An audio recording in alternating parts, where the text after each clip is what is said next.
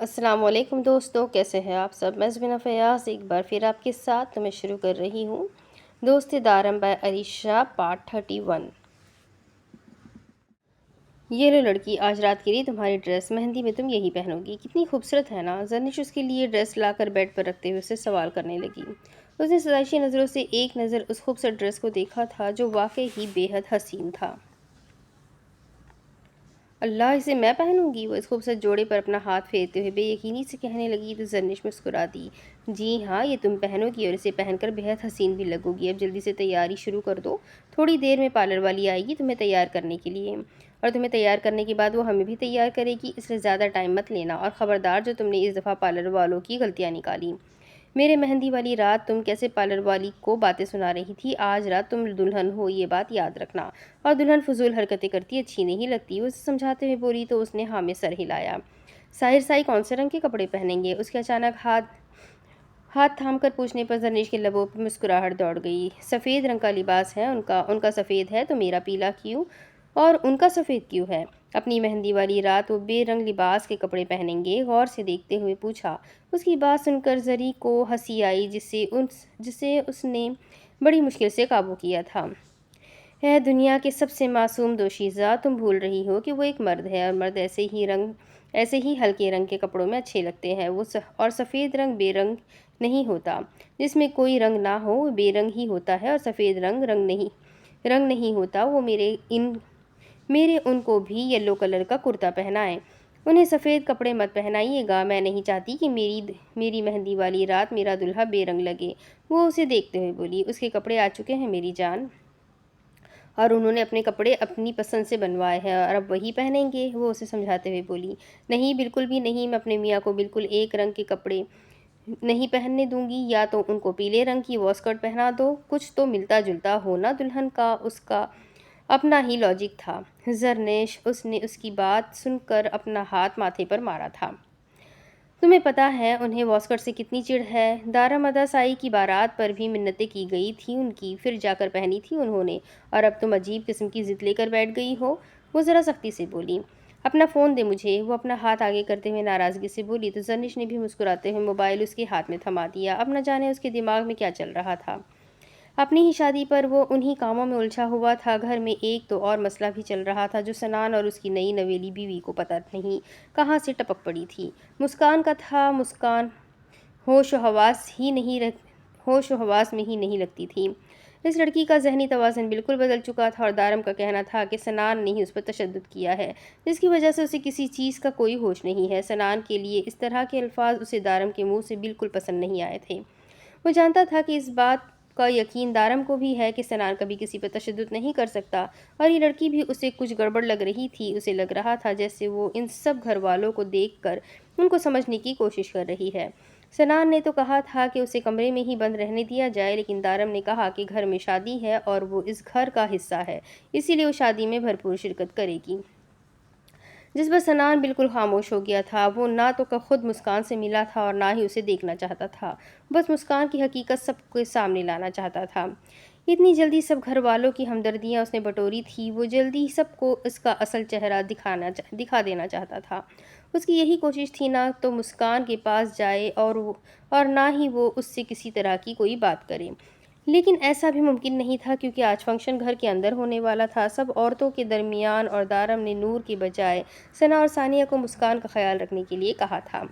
وہ ڈر کو کلیئر تو کر سکتا تھا، زرنش کو مسکان سے دور رکھے، لیکن ثنا اور ثانیہ اس بارے میں بالکل کچھ نہیں جانتی تھی۔ ان کے سامنے اس طرح کی بات کرنا مناسب نہیں سمجھتا تھا۔ وہ سب لوگ اپنے اپنے مسائل میں الجھے ہوئے تھے، جس کی وجہ سے ساحر کو ہی ہاتھ پیر ہلانے پڑ رہے تھے۔ وہ ابھی باہر کی لائٹنگ کر کے آ رہا تھا کہ اس کا فون بجنے لگا۔ اس کے فون پر زری کا نمبر جگمگا رہا تھا، لیکن زری اسے فون کیوں کر رہی تھی؟ ایک ہی گھر میں رہتے ہوئے وہ اس سے خود بھی تو مل سکتی تھی۔ ہاں زرنش، بولو کیا بات ہے؟ کس طرف ہو تم؟ میں ادھر ہی آ جاتا ہوں۔ وہ فون کان سے لگا اپنے کمرے کی جانب جا رہا تھا۔ میں زری نہیں ہوں، میں ہوں آپ کی ہونے والی بیوی، وہ روٹھے ہوئے لہجے میں بولی تو سیڑھیوں کی طرف اس کے قدم جاتے وہیں پر رک گئے۔ اس کے لبوں پر مسکراہٹ آ گئی۔ بولو ہونے والی بیوی ناراض لگ رہی ہو، خیریت تو ہے؟ لگتا ہے کسی نے ڈانٹ دیا۔ وہ فون کان سے لگایا اپنے کمرے کی جانب جاتے ہوئے بولا، مجھ معصوم کو تو ہر کوئی ڈانٹتا ہی رہتا ہے، کیا مانگا تھا ایسا میں نے کہ مجھ معصوم کو اتنے برے طریقے سے گھور کے ڈانٹا گیا؟ وہ بے حد مایوس سی آواز میں بولی تو ساحر کو نہ چاہتے ہوئے بھی اس سے وجہ پوچھنی پڑی۔ آپ مجھے بس یہ بتائیں کہ جو کام آپ دارمسائی کی شادی میں کر سکتے ہیں وہ کیا اپنی شادی پر نہیں کر سکتے؟ وہ اداسی سے بولی، اسے یاد نہیں پڑ رہا تھا کہ آخر ادارم کی شادی پر اس نے ایسا کیا کیا تھا آج وہ اپنی شادی پر نہیں کر پا رہا تھا۔ تم بات کلیئر کر کے بھی تو بول سکتی ہو، الجھانے کی ضرورت نہیں ہے، جو دل میں ہے بول دو، میں کر دوں گا۔ اس کی اوور ایکٹنگ برداشت سے باہر ہو رہی تھی، اسی لیے اسے سمجھاتے ہوئے بولا، آج رات کو جوڑا جو میں پہننے والی ہوں نا بے حد حسین ہے، اور اس کے ساتھ سفید رنگ میں کھڑا جن بالکل اچھا نہیں لگے گا، اسی لیے میں چاہتی ہوں کہ آج رات آپ واسکٹ پہنیں۔ نہیں بتائیں اس میں کیا برائی ہے؟ ایسی کون سے انہونی خواہش کا اظہار کر دیا میں نے کہ ہر کوئی مجھے سنائے جا رہا ہے؟ کیا اپنی پرسنل پراپرٹی میرا مطلب ہے اپنے پرسنل شوہر کے لیے میرے دل میں کوئی خواہش نہیں ہو سکتی؟ ایک بار پھر ہر کسی کو مجھے ڈانٹنے کا موقع مل گیا، میرا قصور کیا ہے؟ بس اتنا ہی نہ کہ میں چاہتی ہوں کہ میرے جوڑے کے ساتھ آپ کی تھوڑی سی میچنگ ہو جائے۔ اس سے پہلے کہ ساحر کوئی بھی جواب دیتا وہ ایک بار پھر سے شروع ہو گئی تھی، تمہیں پتہ ہے مجھے واسکٹ پہننا بالکل نہیں پسند ہے، لیکن پھر بھی میں جب تمہارے ساتھ بیٹھوں گا رسم کے لیے تب پہنوں گا، تھوڑی دیر کے لیے۔ اب منہ ٹھیک کرو اپنا، اور مزید اوور ایکٹنگ کرنے کی ضرورت نہیں ہے، تم دنیا کی واحد لڑکی نہیں ہو جس کی شادی ہو رہی ہے۔ اسے خاموش ہونے کا کہتا اسے مسکرانے پر مجبور کر گیا تھا۔ بڑی جلدی مان گئے نا شیسائی، وہ دل ہی دل میں بڑبڑائی تھی، اور خصا بھی۔ اس سے پہلے کہ فون بند کرتا اس نے ایک اور فرمائش اسے نوٹ کروائی تھی، لہنگا چولی بھی پہن لیتا ہوں؟ اس نے فون رکھنے سے پہلے سڑے ہوئے لہجے میں کہا، ارے نہیں، اس کے لیے میں ہوں نا، آپ بس وہی پہنے جو میں کہہ رہی ہوں، باقی آپ کی خواہش آپ کے دل کے اندر رہے تو زیادہ بہتر ہے۔ اس نے ہنستے ہوئے کہا، زبان کو زیادہ نہیں چلنے لگی، کنٹرول کرو اسے، اگر میں نے کنٹرول کیا تو مشکل تمہارے لیے بنے گی۔ میں سچ میں نہیں چاہتا کہ تمہاری نازک سی جان کسی طرح کی مشکل میں آئے، وہ اسے دھمکی دیتے ہوئے بولا تو زاوش نے فوراً سے پہلے فون بند کر دیا۔ اس کے چہرے پر بے حد خوبصورت مسکراہٹ تھی، اس کی مسکراہٹ دیکھتی زری بھی مسکرا دی۔ زری کو دیکھ کر اس نے بڑے ناز سے گردن اٹھا کر اسے دیکھا۔ میرے ساحر ساہی نے کہا ہے کہ میری ہر خواہش ان کی سر آنکھوں پر۔ وہ رسم کے دوران نہ صرف یلو واسکٹ پہنیں گے بلکہ میری فرمائش پر کھوسا بھی پہنیں گے۔ اس کے انداز میں بڑا مان تھا جسے محسوس کر کے زرنش نے دل ہی دل میں ماشاءاللہ کہا تھا۔ پارلر والی کے آتے ہی وہ خود اس کے کمرے سے نکلتی چھوٹے چھوٹے کام نپٹانے کے لیے نیچے جا رہی تھی، جب مسکان اوپر کی طرف آتی اس کا ہاتھ تھام گئی۔ سنان سائی نے اسے مسکان سے دور رہنے کے لیے کہا تھا، اسی لیے خود بھی کافی احتیاط کر رہی تھی۔ جہاں بھی اسے مسکان نظر آتی وہ خود ہی اس جگہ کو چھوڑ کر آگے بڑھ جاتی تھی۔ مسکان نے خود ہی اس کا ہاتھ تھام لیا تو اسے مجبور ہو کر اس کے پاس رکنا پڑا۔ مجھے نا بہت سخت بھوک لگی ہوئی ہے، تم مجھے کھانا دو گی؟ اسے دیکھتی بے حد معصومیت سے اسے سوال کرنے لگی، جس پر زرنش نے ہاں میں سر ہلاتے ہوئے اسے اپنے ساتھ کچن میں آنے کے لیے کہا تھا۔ تم میرے سنان سائی کو جانتی ہو؟ اسے دیکھتے ہوئے سوال کرنے لگی تو زرنش نے ایک نگاہ اٹھا کر اسے دیکھا۔ میں اپنے سنان سائی کو جانتی ہوں۔ اس کے لہجے میں عجیب سی جلن تھی کہ جسے محسوس کر کے مسکان کے چہرے پر مسکراہٹ آ گئی۔ تمہارے پاس بھی سنان سائی ہے؟ میرے شوہر کا نام بھی سنان ہے، وہ مجھ سے بہت پیار کرتے ہیں، مجھے حویلی لے کر جانا چاہتے ہیں، لیکن وہاں ان کی ایک اور بیوی ہے جو بہت بری ہے، جو ان سے بالکل بھی پیار نہیں کرتی، اسی لیے تو وہ اسے چھوڑ کر میرے پاس آ جاتے تھے۔ ہم دونوں بہت خوش رہتے تھے، وہ مجھے کہتے تھے کہ وہ مجھے اپنے ساتھ لے کر جائیں گے، وہاں ہمارے بچے ہوں گے، لیکن پھر سنان سائی نے خود ہی میرا بچہ مار ڈالا۔ ہاں انہوں نے مار ڈالا میرا بچہ، میں اتنی خوش تھی ہمارا بچہ دنیا میں آئے گا، لیکن وہ اس دنیا میں آنے نہیں دینا چاہتے تھے، اسی لیے تو انہوں نے مسکان نہ جانے کیا کیا بول رہی تھی، جبکہ زرنش کی آنکھوں کے سامنے اندھیرا چھا رہا تھا، اس کی کسی بھی بات کو پورے دھیان سے سن نہیں پا رہی تھی۔ زرنش کو ڈھونڈتے ہوئے سنان نے جیسے ہی کچن میں قدم رکھا، مسکان کو کرسی پر بیٹھے زرنش سے باتوں میں مصروف دیکھا، لیکن زرنش کے ڈگمگاتے قدموں پر وہ تیزی سے اس کی طرف بڑھنے لگا۔ اس سے پہلے کہ وہ زمین بوس ہوتی سنان نے اسے تھام لیا۔ وہ کمرے میں آیا تو در یلو کلر کے غرارے میں آئینے کے سامنے کھڑی اپنی خوبصورتی کو مزید چار چاند لگانے میں مصروف تھی۔ اسے آتے دیکھ کر اس کے بال بناتے ہاتھ تھم گئے، جبکہ اس کے ہاتھ تھامنے پر دارمسائی دل فریب انداز میں مسکراتا اس کے قریب آیا۔ کیا یہ رات کے لیے میرے استقبال کی تیاری ہو رہی ہے؟ اس کے قریب رکتے ہوئے وہ اس کے بالوں کی خوشبو کو محسوس کرتا اسے سوال کرنے لگا۔ در نے آئینے میں اسے گھور کر دیکھا تھا، وہ بہت زیادہ حیران تھی اس کی باتوں پر، اس کے انداز پر۔ اتنا سب کچھ ہو جانے کے باوجود بھی اس نے دارمسائی کے لب و لہجے میں کسی طرح کی چینج محسوس نہیں کی تھی۔ مجھے یقین نہیں آ رہا، کل رات میں نے آپ کا کوئی اور روپ دیکھا تھا دارمسائی، اور اس وقت آپ مجھے کوئی اور روپ دکھا رہے ہیں۔ آپ یہ سب کچھ کیوں کر رہے ہیں مجھے نہیں پتا، لیکن ایک بات میں بہت اچھے طریقے سے جانتی ہوں کہ آپ کو ان سب کا کوئی فائدہ نہیں ہونے والا۔ میرے خیال میں آپ اس حقیقت کو ہضم نہیں کر پا رہے، لیکن میں چاہتی ہوں کہ آپ اس حقیقت کو قبول کریں کہ میں آپ سے کسی بھی طرح کا کوئی تعلق نہیں رکھنا چاہتی، اور نہ ہی مجھے کوئی تعلق رکھنا ہے۔ مجھے سچ میں آپ پر ترس آ رہا ہے، لگتا ہے ضرورت سے زیادہ ہی محبت کرنے لگے تھے آپ مجھ سے، لیکن مجھے افسوس ہو رہا ہے میرے اور میرے باپ کی شرط کے درمیان آپ کا وجود استعمال ہوا ہے۔ لیکن پتہ ہے کیا، دولت کے لیے انسان کیا کچھ نہیں کر سکتا، اور میرے لیے تو آپ ایک بہترین آپشن کی طرح میرے سامنے آ گئے تھے۔ جب میرے باپ نے میرے سامنے یہ شرط رکھی تھی نا، تب میں نے انکار کیا تھا، لیکن پھر جب میں نے سوچا کہ یہ آفر اتنی بری بھی نہیں ہے جتنی میں سمجھ رہی ہوں، بلکہ میں تو اس آفر سے اچھا خاصا فائدہ اٹھا سکتی تھی۔ آپ کو بیوقوف بنانا میرے لیے مشکل تھوڑی تھا، آپ تو پہلے ہی میرے پیچھے پاگل تھے، اور پھر میرے باپ نے خود آپ کو میرے سامنے رکھا تھا۔ شروع میں مجھے بھی یہ سب کچھ بہت عجیب لگ رہا تھا۔ آپ کے ساتھ رہنا، یوں محبت کا جھوٹا ڈرامہ کرنا، آپ کو اپنی طرف مائل کرنا، یہ سب کچھ میرے لیے بہت مشکل تھا، اور مجھے یہ سب کچھ بہت برا بھی لگ رہا تھا۔ لیکن پھر جب میں اس دولت کو دیکھتی نا، اپنے آپ مجھے ہر چیز اچھی لگنے لگتی۔ اور پھر میں نے سنا ہے دنیا میں پیسے سے زیادہ اور کسی چیز کی کوئی اہمیت نہیں ہوتی۔ بس پھر فیصلہ ہو گیا، آپ خود میرے پیچھے دیوانوں کی طرح گھومنے لگے اور میں گھماتی رہی۔ لیکن اب جب آپ ساری حقیقت جان گئے ہیں تو مجھ سے یہ سارا ڈرامہ مزید نہیں کیا جا رہا۔ اب میں سب کچھ ختم کرنا چاہتی ہوں، آپ پلیز واپس آئی سے بھی بات کر لیں، اور اس بارے میں اب تھوڑا سا وقت رہ گیا ہے طلاق میں، تو میں نہیں چاہتی کہ بعد میں کسی بھی طرح کی بدمزگی ہو۔ اسے دیکھتے ہوئے بالکل سیریس انداز میں کہہ رہی تھی۔ اسے لگ رہا تھا کہ شاید دارمسائی اس کی سب باتوں کو مذاق میں لے رہا ہے، یا شاید ابھی وہ ان باتوں پر یقین نہیں کر پایا۔ اس کی ساری باتوں کے بدلے میں دارمسائی کی مسکراہٹ کی دلکشی میں کوئی کمی نہ آئی تھی۔ جانم سائی، اتنا فضول کیسے بول لیتی ہو تم؟ میں جانتا ہوں تم بیوقوف ہو، لیکن مزید اپنی باتوں سے اس بات پر مہر لگانے کی کیا ضرورت ہے میری جان؟ ابھی کل رات ہی تو تمہارا یہ خوبصورت چہرہ میری وجہ سے سوجا تھا۔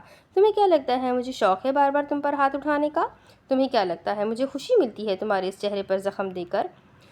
تم جانتی ہو کل تم پر ہاتھ اٹھا کر کتنا برا لگا ہے مجھے، تمہارے اس حسین چہرے پر اپنے ہاتھ کا نشان دیکھ کر مجھے کتنی تکلیف ہوئی ہے، اس بات کا اندازہ بھی ہے تمہیں؟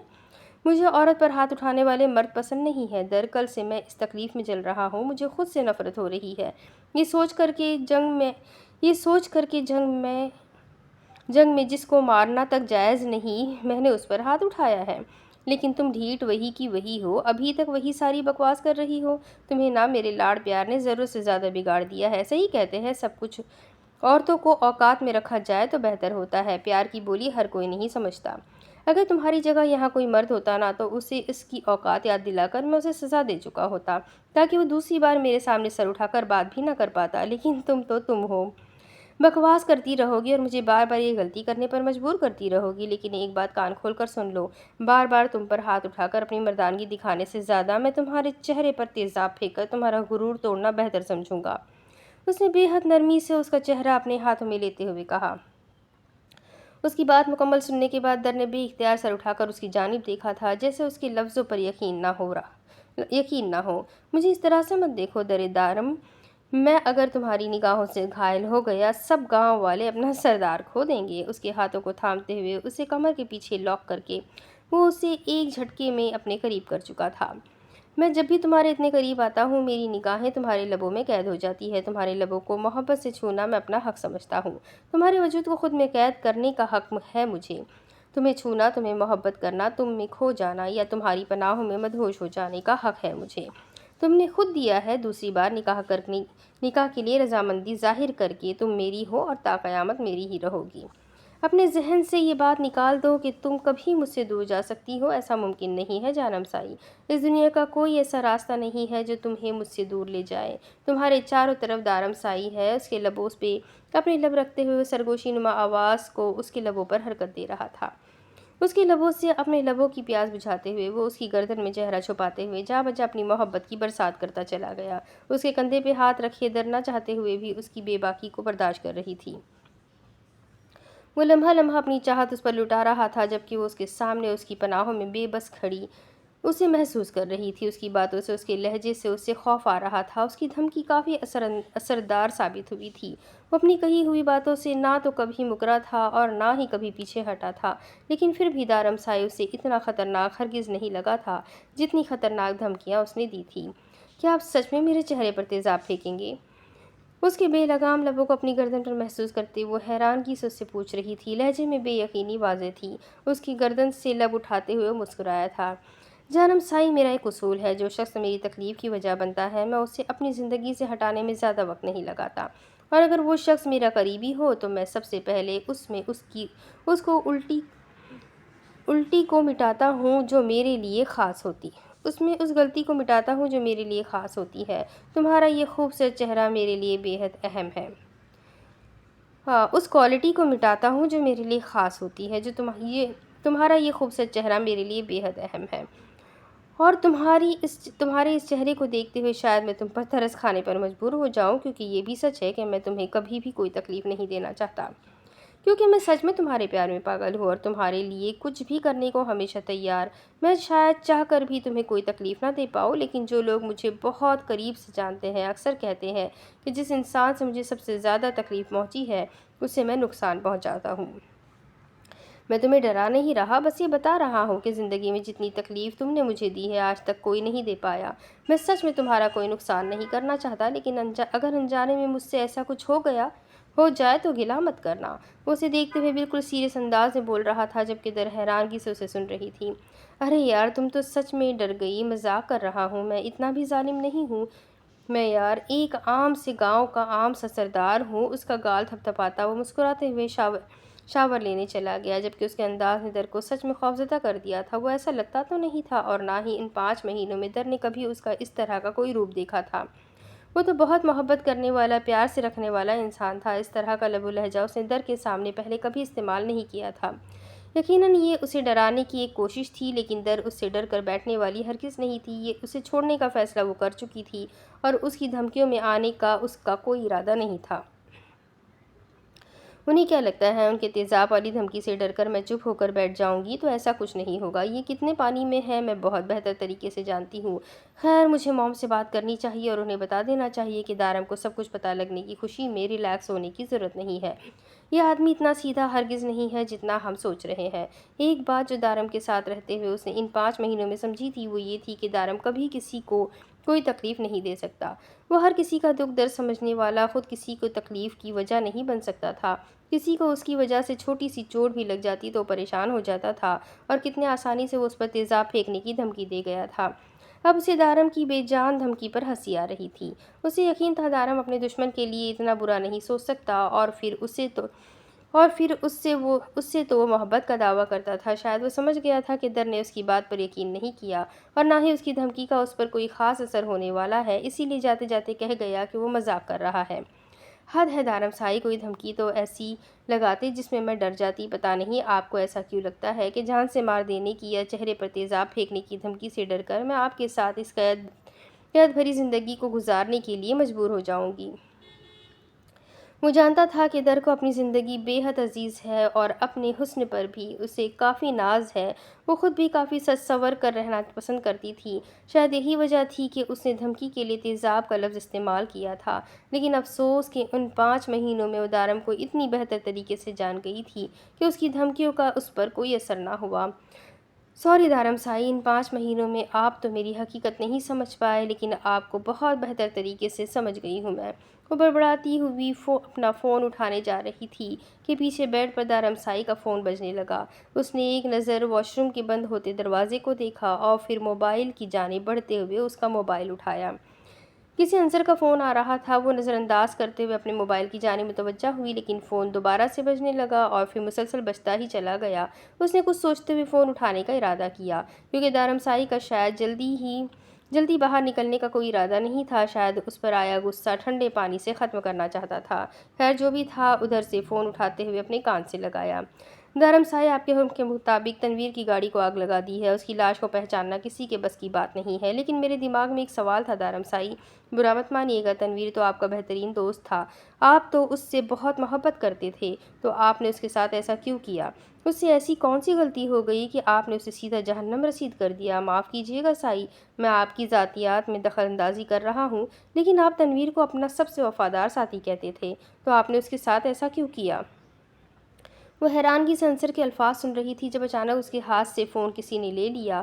اس نے فوراً پیچھے مڑ کے دیکھا تو جو فون کان سے لگایا اس کو دیکھتے ہوئے فون پر عنصر کی بات سن رہا تھا۔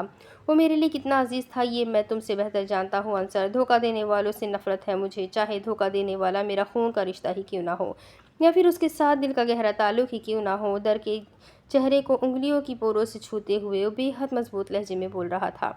اس کے سامنے کھڑا شخص اپنے جگری دوست کو قتل کروا کر آیا تھا، نہ جانے اس نے اسے دھوکہ دیا تھا، اسے کیا دھوکہ دیا تھا، لیکن یقیناً اس کا دھوکہ در کے دھوکے سے برا نہیں ہوگا۔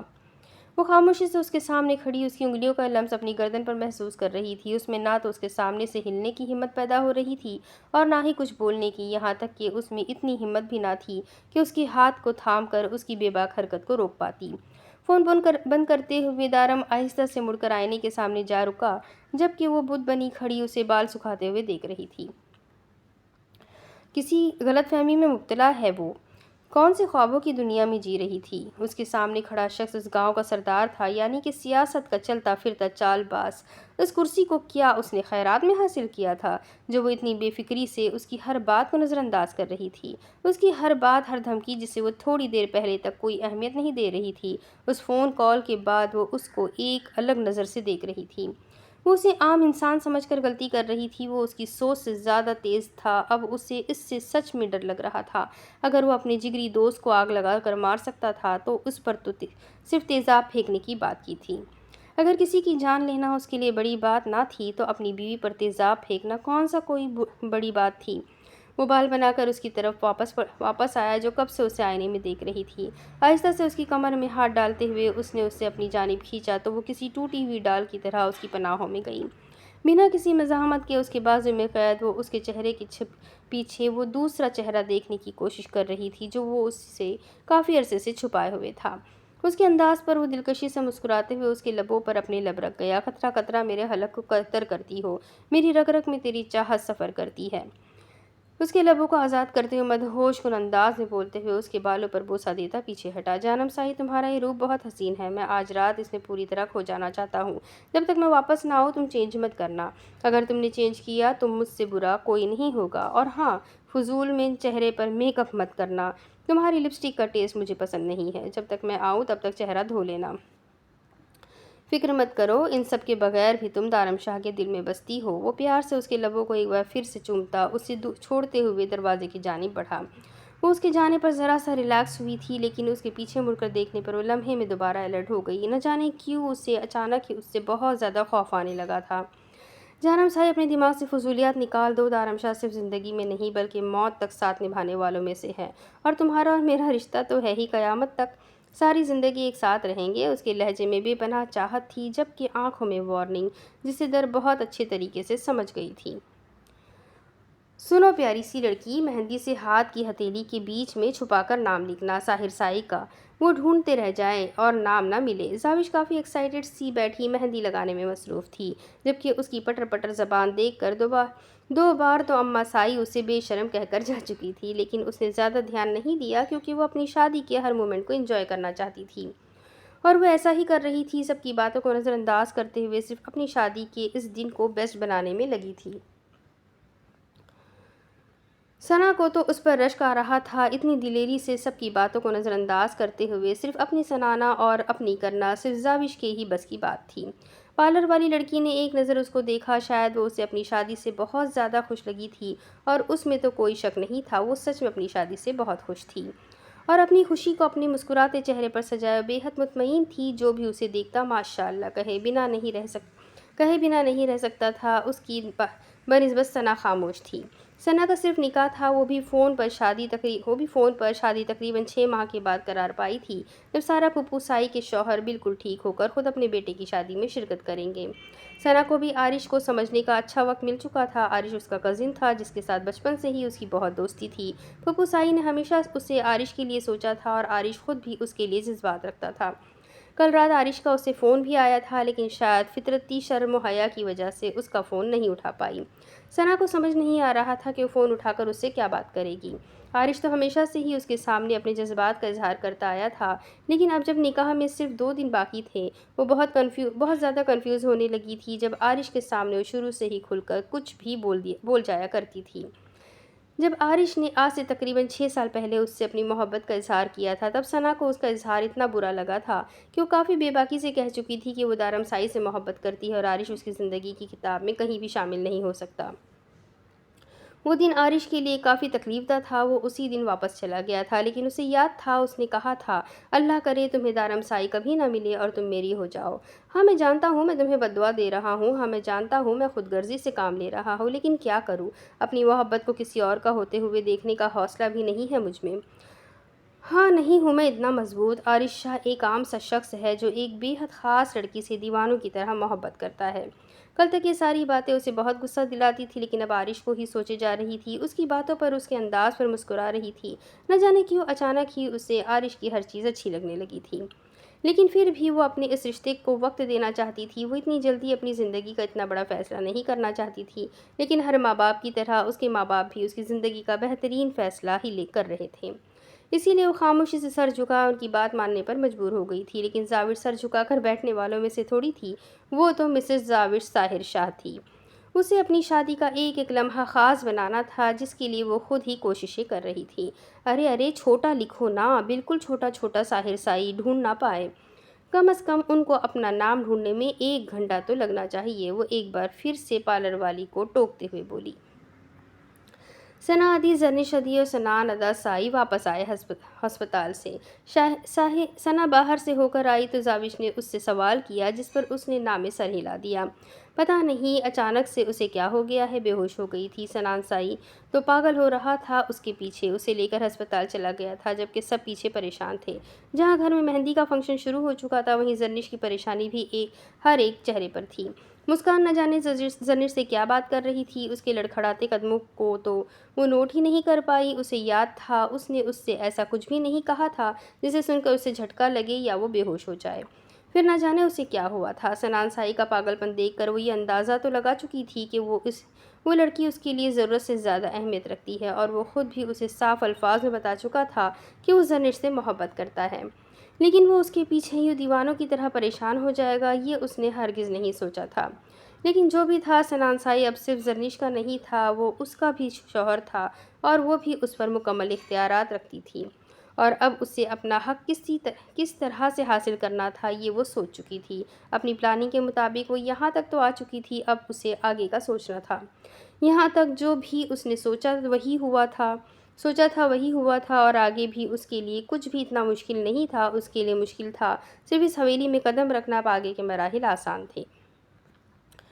اب اس کی آگے کی کہانی میں آپ کو اگلی قسط میں سناتی ہوں کہ آگے کیا ہوگا۔ یہ جاننے کے لیے میرے ساتھ بنے رہیں۔ ویڈیو کو لائک کر دیں، چینل کو سبسکرائب کر دیں، بیل آئیکن کو ضرور دبا دیں۔